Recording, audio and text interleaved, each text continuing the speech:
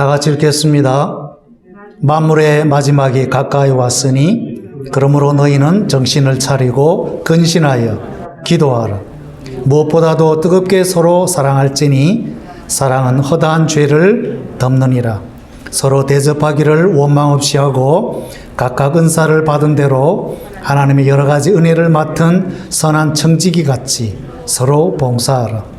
누가 말하려면 하나님의 말씀을 하는 것 같이 하고 누가 봉사하려면 하나님이 공급하시는 힘으로 하는 것 같이 하라. 이는 범사에 예수 그리스도로 말미암아 하나님이 영광을 받으시게 하려 함이니 그에게 영광과 권능이 세세에 무궁토록 있느니라. 아멘. 그동안 우리가 베드로전서를 살펴본 대로 믿음 때문에 원하지 않는 낯선 곳에서 흩어져 신앙생활하는 성도들에게 사도 베드로는 여러 가지 말로 위로하고 권면해 왔습니다. 이제 베드로전서의 거의 끝에 다다라서 오늘 본문 우리가 봉독한 대로 사도 베드로는 말하기를 만물의 마지막, 만물의 끝이 가까이 왔습니다. 그렇게 선언하고 있습니다. 이것은 단순히 한 시대의 끝이 아니고 또 한 개인의 인생의 끝이 아니라 모든 것들의 끝, 모든 것들의 마지막, the end all of things, 만물, 모든 존재하는 것들의 마지막이 가까이 왔다. 그렇게 베드로 사도는 선포하고 있습니다. 그 이야기는 창세 이후 지금까지 존재하는 모든 것, 하나님 만드신 우주 만물의 마지막이 가까웠다는 것을 선언하고 있습니다. 자, 그럼 오늘 이 흩어진 나그네들에게 2000년 전 사도 베드로는 그 많은 결론의 메시지 중에 만물의 마지막이 왔다고 선언하고 있겠습니까? 저는 두 가지로 생각을 해봤습니다.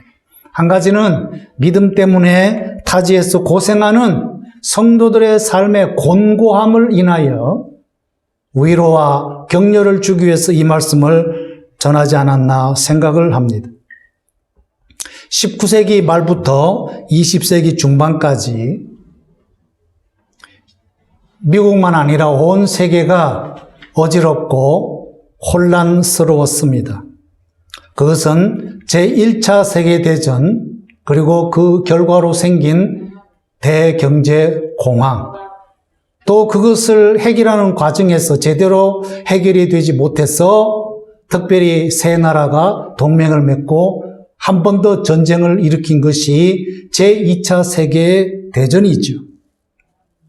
그래서 이런 세상이 너무나도 어지러운 시대를 맞이해서 미국에서도 급속하게 임박한 주님의 종말론이 급속하게 퍼졌습니다. 그래서 임박한 환란과 환란 직전 예수님께서 재림하신다고 하는 전천년설이 미국의 복음주의 교회에 대세를 이루었고 이때 마침 많은 선교사들이 대한민국에 와가지고 이런 임박한 대환란과 환란 직전에 오실 그 주님, 즉 전천년설을 한국교회에 퍼뜨렸습니다. 그리고 마침 이런 전천년설을 퍼뜨리는 한국의 상황은 우리가 잘 아는 대로 일본 제국주의 통치 속에 있었기 때문에 희망도 없고 미래가 없는 일본 제국주의 통치 시대에 있는 한국민들에게 이 천년왕국, 특별히 전천년설은 비상한 관심을 갖고 많은 사람들이 여기에서 희망을 걸었습니다. 재미없는 이 세상, 일본 제국주의는 곧 망할 것이고 우리는 모두 천국으로 가게 될 것이다. 그것이 그 시대의 우리 민족, 우리 선배들의 희망이었습니다. 그래서 그 시대에 많이 불린 찬송가들이 저 높은 곳을 향하여 날마다 나아갑니다. 하늘 가는 밝은 길이 내 앞에 있으니. 또 저희 아버님도 맨날 잘 불렀던 18번 찬송, 나 가나안 복지 귀한 성에 들어가리. 어릴 때부터 귀에 못이 박히도록 듣고 부른 찬송이 나 가나안 성 들어가는 그 찬송. 또 목사님들의 18번 설교 예화는 존 번연의 철로 역정. 장차 망할 이 세상 성을 떠나서 천성산을 향하여 가는 크리스찬의 그 순례길. 그게 단골 설교 예화의 메뉴였다고. 그래서 이런 메세 위주의 찬송가와 메시지가 적어도 한국에서는 1970년대까지 굉장히 애송되고 또 많이 들었던 메시지였던 것 같습니다. 그래서 아마 오늘 이 사도 베드로도 그 당대에 믿는 것 때문에 객지에서 고난당하는 성도들의 딱한 심정을 생각하면서 이제 자기의 이 서신 결론 부분에 말하기를 모든 것들, 만물의 마지막이 가까웠으니 그러므로 정신을 차리고 근신하여 특별히 무엇보다도 주님의 임박한 재림을 위하여 기도하는 성도가 되기를 원합니다. 아마 그렇게 권면하신 것 같아요. 두 번째로 이 메시지를 전하는 이유는 아마 성도들 가운데 잘못된 재림에 대한 그런 생각들을 교정하기 위해서 이 메시지를 또한 보냈던 것 같아요. 주님의 재림에 임박했다는 메시지를 들으니까 성도들 가운데 무슨 생각이 들겠습니까? 아하, 이제 이 세상, 골치 아픈 세상, 힘든 세상은 없어지는구나. 그럼 임박한 주님이 오시는데 그렇게 애쓰느냐. 그래서 논 팔고 집 팔고 짐 다 싸놓고 임박한 주님의 재림을 기다리자. 그런 마음을 갖는 성도들도 있었던 것 같아요. 그래서 데살로니가 전서에 보면 사도 바울도 말하기를 주님은 곧 오시겠지만 그런다고 성도들 결코 게으르게 살지 마십시오. 그렇게 권면하고 있습니다.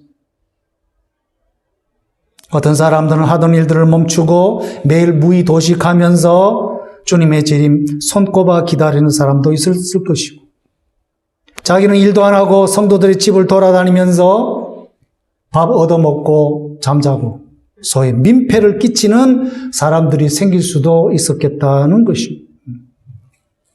그래서 오늘 사도 베드로는 이런 현상들을 생각하면서 주님은 곧 오시겠지만 그래서 모든 만물을 회복하시고 정리정돈하시겠지만 그러나 그때까지 성도가 해야 할 일이 있다. 그게 뭐냐? 정신을 차리고 근신하여 기도하세요. 그렇게 권면하고 있습니다. 여기 정신 차리라고 하는 거 영어로 be alert. 이 말은 경계하라는 것입니다. 신경을 쓰라는 것입니다. 뭔가에 주의를 기울이고 집중하라고 하는 것입니다. 주님이 곧 재림하시니까 마음대로 살아도 되는 게 아니라 오히려 더 주님 오시는 그 마지막 순간까지 우리가 긴장의 끈을 풀지 않고 해야 할 일이 있는데 그것은 바로 정신 차리고 근신하여 기도하는 거라는 것. 이것은 이미 예수님께서 마태복음에 보면 종말 설교를 하실 때에 슬기로운 5 처녀와 미련한 5 처녀의 비유를 말씀하시면서 결론적으로 깨어 있으라, 기도해라, 인자가 언제 올는지 모르니 깨어 기도하라. 지금은 모르겠지만 제가 한국 군대에 있을 때 5분 대기조라는 게 있었어요. 그래서 돌아가면서 5분 대기조 맡는데 저도 한 달 동안 5분 대기조 맡으면서 24시간 군화를 벗을 수가 없어요. 군복도 벗을 수가 없어요. 잠시 샤워하거나 발 씻을 때 외에는 늘 군복 입고 군화를 신고 있었어요. 밤에 잘 때도 그냥 군화를 신은 채로 자야 돼요. 왜? 어느 순간에 종을 치든지 벌떡 일어나가지고 일하다가도 모든 거 다 팽개치고 5분 대기조 소환하는 종소리가 들리면 후다다다닥 그냥 뛰어.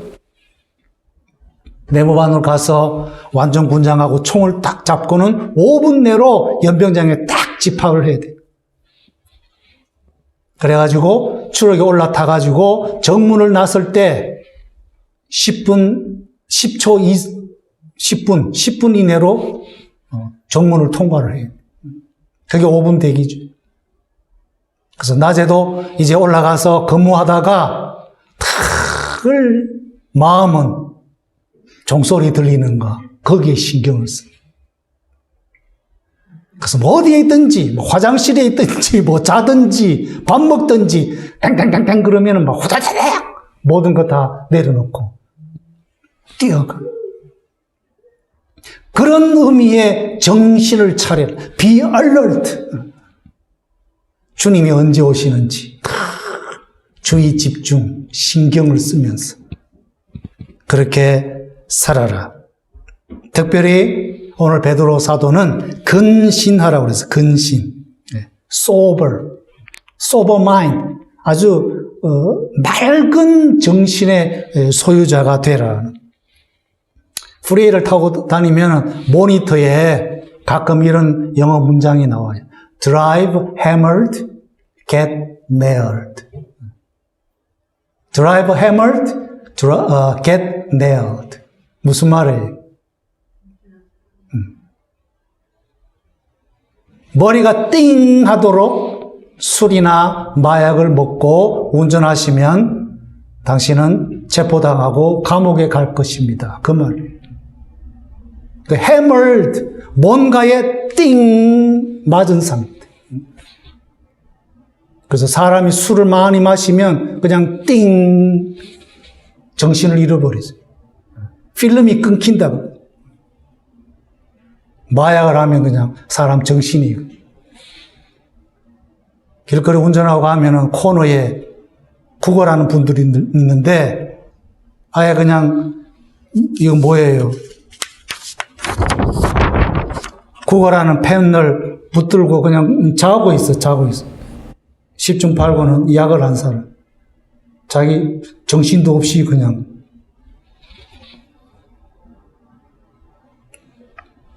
근신하라고 하는 뭔가의 혼미한 상태에 있지 마라. 그런 의미인 것이죠. 오늘날 많은 사람들은 세상의 것들로 혼미한 상태에 있는 사람들이 너무나 많이 있어요. 세상의 욕망, 세상 안에 있는 것들, 하나님이 원하지 않는 죄성들로 정신이 혼미한 상태에 있는 사람들이 너무나 많이 있다. 그래서 그런 우리의 마음이 세상의 것들로 정신이 분산되어 있고 혼미되어 있는 상태 속에서는 온전히 기도할 수 없고 주님의 임박한 재림의 소리를 들을 수가 없다고 하는 거죠.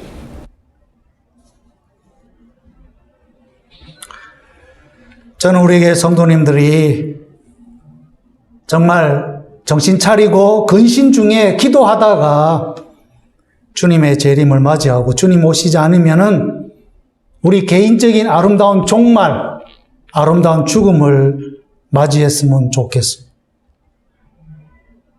창세기 5장에 보면 에녹은 300년 동안 하나님과 동행하다가 죽지 않은 상태에 하나님의 부르심을 받아서 영생의 세계로 들어갔다고 했습니다. 노아 홍수 이전 시대에 유일하게 죽지 않고 하나님 나라로 부름받은 사람이 바로 에녹이지. 그 비결이 뭐냐? 300년 동안 하나님과 늘 동행하는 삶에 집중하고 거기에 진력했다고 하는 것이죠. 그래서 어떤 분은 이것을 설명하기를 왜 하나님의 에녹을 불러가셨느냐? 300년 동안 너무나 하나님 앞에서 살고 하나님의 임재를 사모하고 하나님과 동행하는 그 일에 진력하고 소진하다 보니까 죽기 전에 그냥 하나님이 천국으로 불러가신 것이 아니냐. 오늘 베드로 사도는 하나님의 백성들이 정신 차리고 근신해야 할 이유는 바로 기도하기 위해서라고 하는 것이죠. 기도하는 삶 가운데서 특별히 우리는 그 주님의 임박한 그 재림의 소리를 잘 들을 수 있을 거라고 하는 것이죠.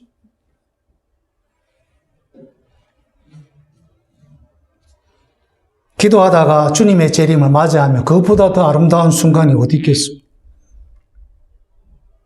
가끔 전에도 제가 예를 들었습니다만은 전재리 목사님 사모님, 우리 전양석 사모님 교육관에서 사시고 저는 뒤 사택에서 살 때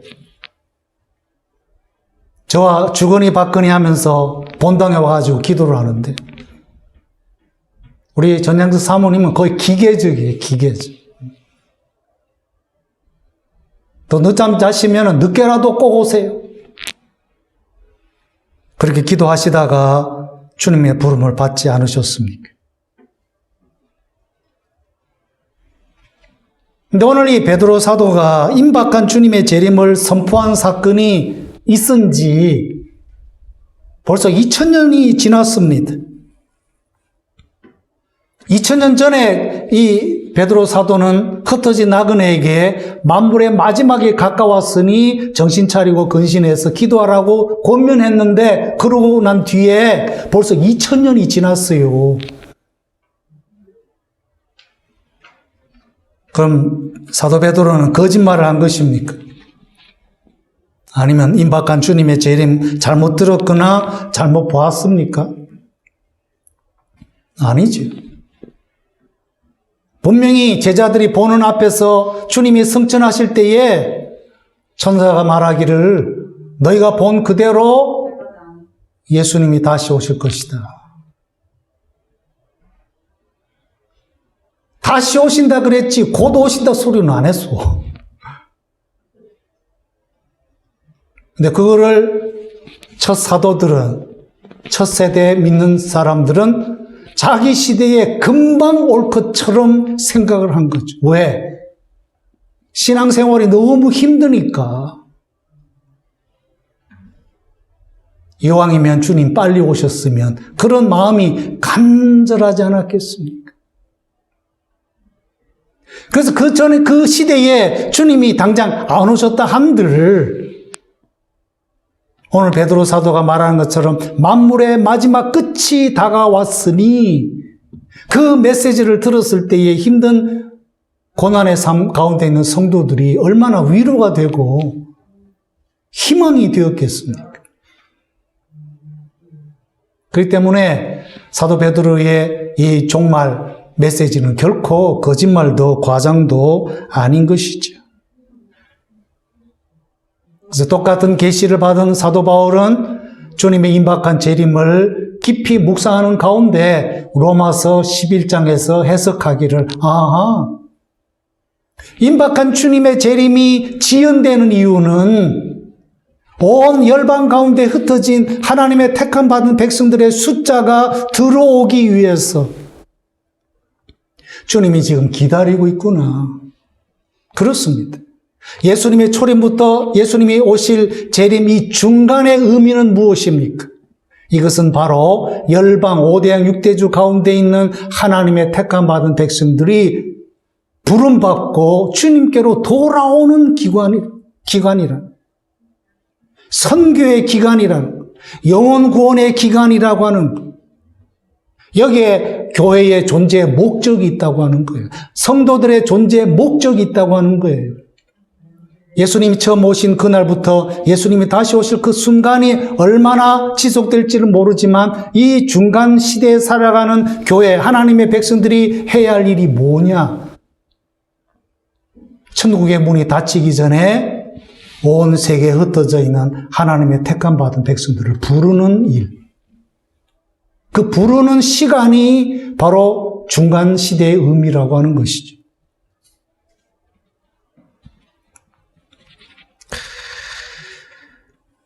그래서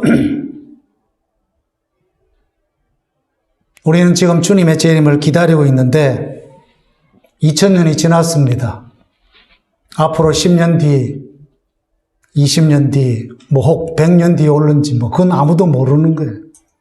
그 이야기는 아직도 하나님이 부르실 영혼들이 남아있다고 하는 것이죠. 만물의 마지막에 가까웠다는 이 메시지를 제일 싫어하는 사람들이 있다고 그러지. 누구예요? 아직 결혼 안 한 총각 처녀라 그래요.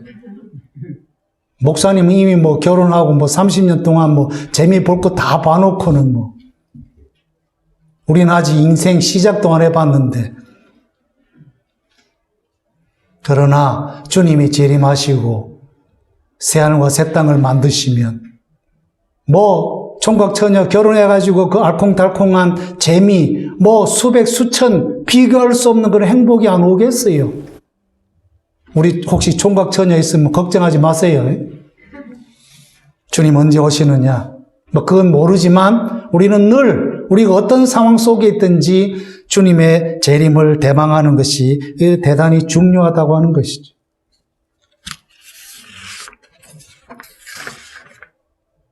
지나간 2000년 동안 주님이 오신다고 하는 이 종말 의식을 가지고 살았던 모든 성도님들은 그들의 시대 안에 생기는 여러 가지 크고 작은 환난과 역경 가운데서도 주님이 오신다고 하는 이 종말 의식이 그들의 삶의 유일한 희망이고 기쁨이었습니다.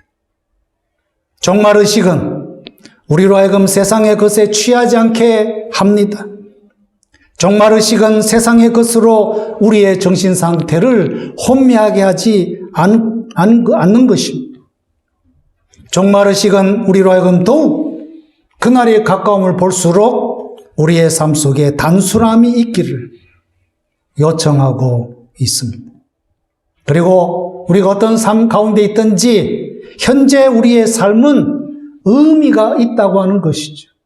왜? 나의 모든 삶은 주님의 재림을 준비하는 것이기 때문에. 신부가, 아내가 화장대 앞에서 얼굴을 고치고 화장을 할 때 그 얼굴에는 다 옅은 미소가 있어요. 그 이유가 뭡니까? 아름답게 화장하여서 누구를 만나요? 남편을 만나고 신랑을 만나는. 한번 자세히 보세요. 우리 남편들, 화장하는 아내들, 여성들, 거기에 희망이 있어. 왜? 누군가를 만난다고 하는 희망. 우리는 영적 신부로서 신랑 대신 주님이 오시는 그 순간까지 늘 기대 속에, 희망 속에 우리를 몸단장해야 됩니다. 거룩의 몸단장. 그 거룩의 몸단장이 억지도 아니고 강요도 아니고 율법도 아니. 왜? 신랑 대신 주님을 만나는 거니까 그걸 준비하는 우리의 영육간의 이 옷단장, 성도의 선한 행실은 아름다움인 거예요. 기쁨인 거예요.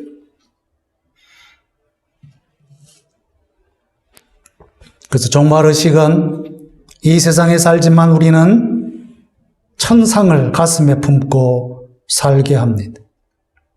그래서 가슴에 무엇인가 희망을 품고 살아간다고 하는 그것은 바로 그 자체가 행복이며 아름다운 가치인 것입니다.